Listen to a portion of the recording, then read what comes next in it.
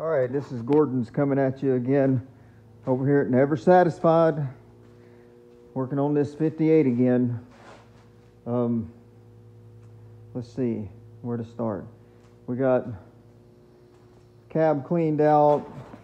We got all the pedals mounted from the square body.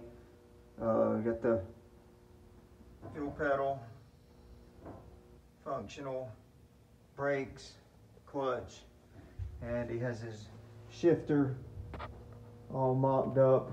You see they got the tall shifter. So the cab corners and steps and fender bottoms are all welded in. So they're taking care of the structural rust problems. Cab corners on this side as well. Had the fuel filler hole filled in because he put the fuel tank will be, or it will, it's already, the fuel tank's mounted here in this this one compartment here. And let's see, the motor running very well, very well. Good running little 350. So my job this week, since we have all the pedals put in and the steering column, I had the other steering column fabbed in there, but we changed it today to a tilt wheel. So it has the tilt wheel, give them a little more room. Also, my job this week, I guess, I'm going to start wiring this thing up. Got the wiring harness laid out, brand new wiring harness with a brand new fuse block. So I have to figure out where all these wires are going to go and how to get that put in.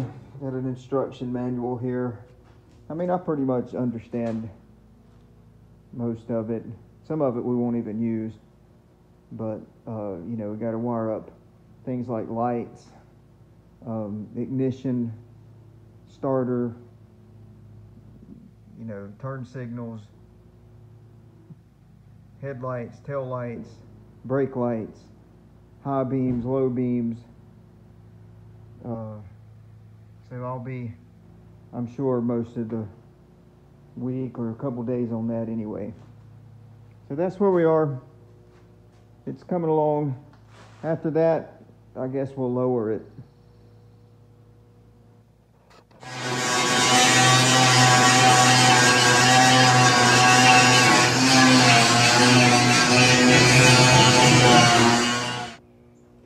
Okay, so we're back over here on the 58. We got the wiring, front wiring harness coming through the firewall there, and we're going to start splicing things in, see if we can get this puppy fired up. I think I gotta get my reading glasses. See, this one here is labeled solenoid power. That's going to power everything up.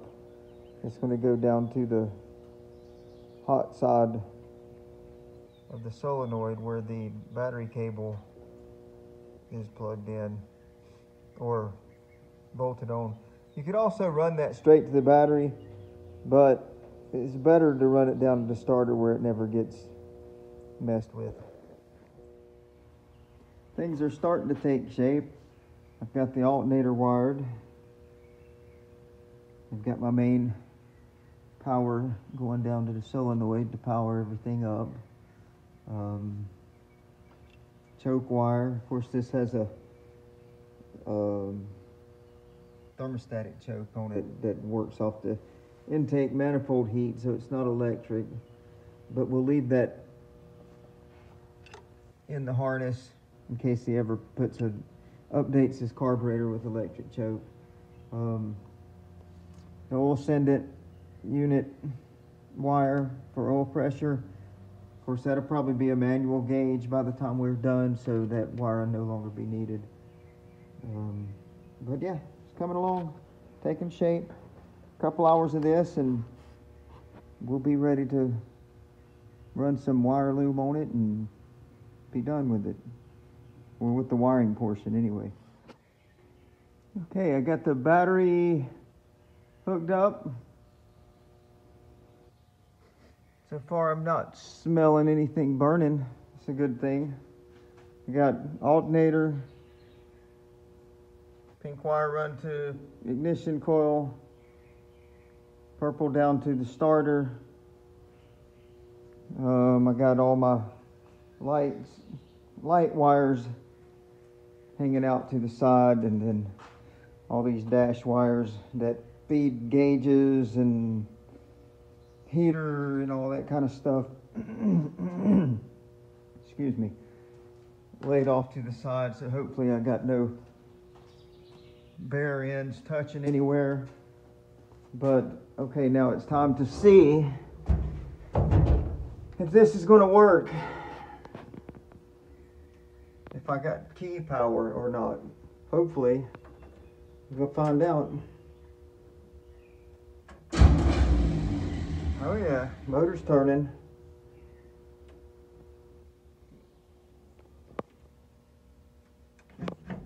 Give it a little bit of fuel.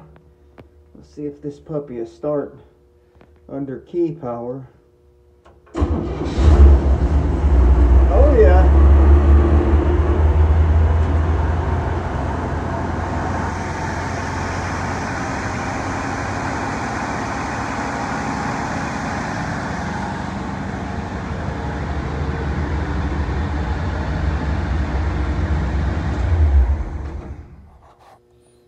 That means we can drive it.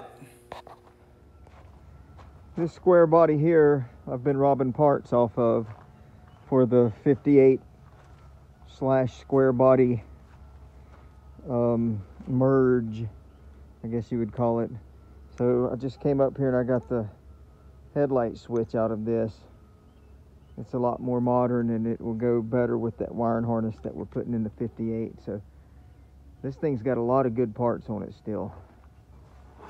Mid-80s square body headlight switch installed in the 58. I got nice wires here to tie into. I mean, it just works so much better. Here's the old one. That's the old original switch.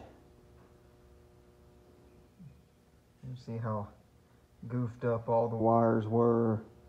Probably the switch has probably been pulled 500 million times. It's all wore out and shot and just outdated. It's best to put something newer and more modern. So you have your park lights and your headlights, and then your dash lights and your courtesy lights all on one switch here. So that'll be good. Good deal. We have a right blinker. We don't have a left blinker for some reason. It could be a bulb. I'll have to take that apart and see what's going on. So I've got both backlights now.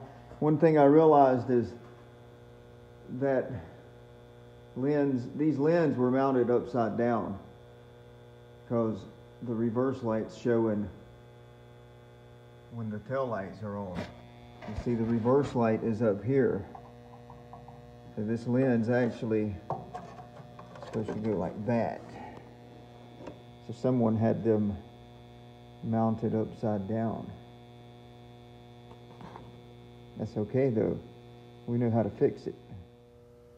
Sometimes we do the right thing around here and use heat shrink connectors. This should keep any moisture from getting into the connection and causing corrosion later down the line. These are the wires, your 4 wires that go to the rear lights.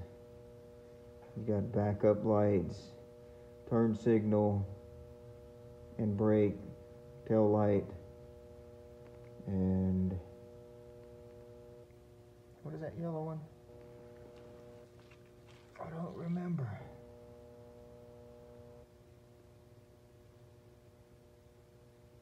Turn signal.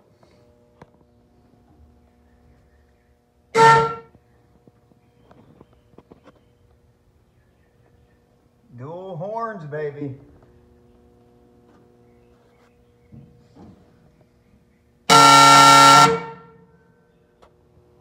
All right, I've had just about all I can stand of this today.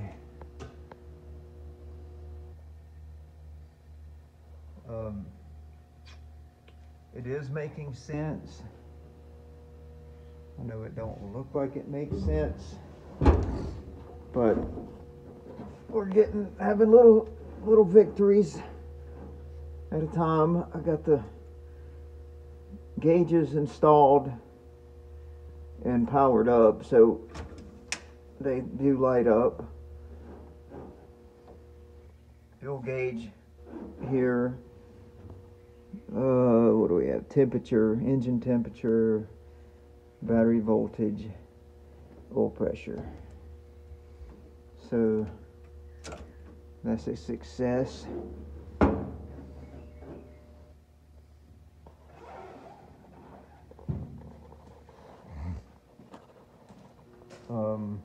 I do have the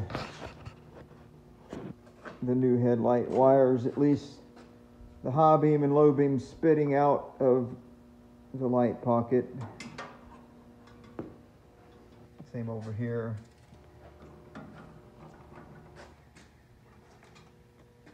These are parking and turn signal.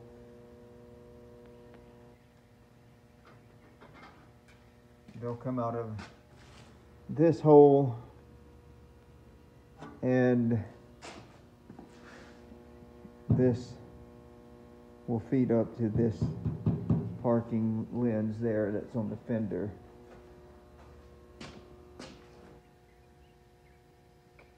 What else? We do have rear lights and rear signals. So really, I guess the only thing left is to get the front headlights, and I just can't do it today.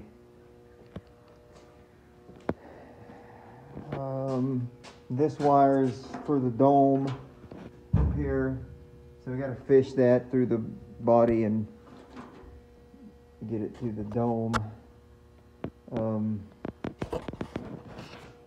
The other wires hanging here are like cigarette lighter, for your phone charger.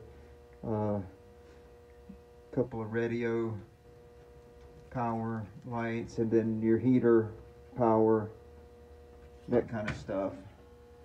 No big deal. But after you look at all this so long, it just, I don't know, can't handle looking at it anymore. So I think with this, I'll go ahead and make a YouTube video, because I got enough footage. I hadn't posted one in a few days. If I tried to post this whole project on one video, it would be 5 hours long.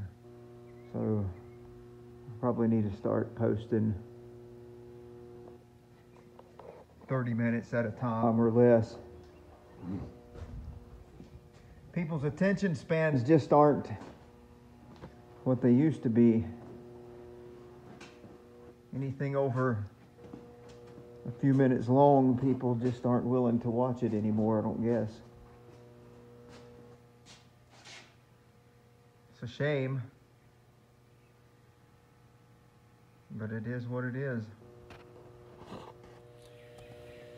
If you find this somewhat entertaining or fascinating or educational or whatever, subscribe, like, and share. Thanks.